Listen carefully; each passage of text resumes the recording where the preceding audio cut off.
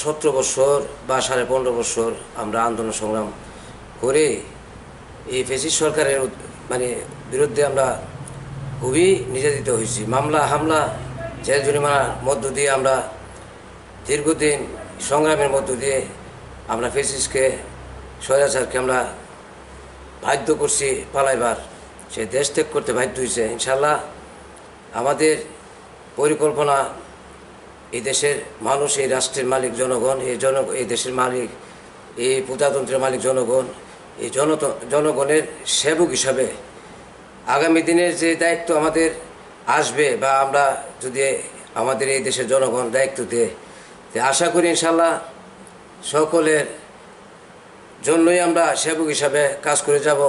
কিন্তু অতীতে শিক্ষা নেওয়া যারা সামনের দিনে জনগণের জন্য কাজ করবে, জনগণই এই দেশের সর্ব উৎস আমরা মনে করি।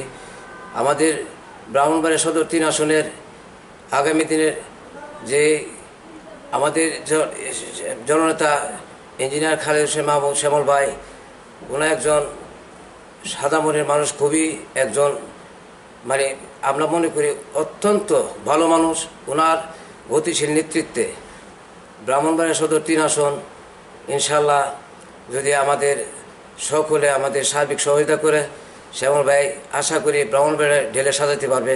ওনার দিয়ে সম্ভব। বিগত 24-15 বছর 20 বছর যারা এই দেশে মন্ত্রী এমপি ছিল, এদের দ্বারা এই ব্রাহ্মণবাড়িয়ার যে প্রত্যাশিত যে সদর 3 আসন যে উন্নয়ন হওয়ার কথা, তা যে আমরা পাই নাই।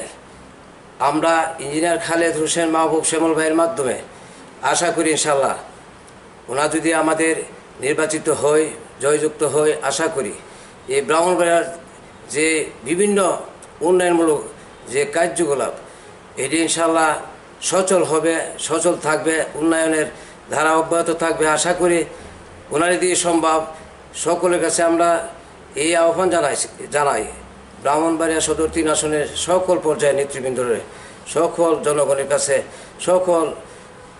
সকল জনগণের কাছে আমার এই উদারত আহ্বান থাকবে, শ্যামল ভাইয়ের প্রতি সকলে ইনশাল্লাহ সুদৃষ্টি সুখিয়া লাগবে সেই প্রত্যাশা রেখে ইনশাল্লাহ যে সুযোগ আসবে সেই সুযোগ ইনশাল্লাহ আশা করি সকলের জন্য সহায়ক হবে ইনশাল্লাহ।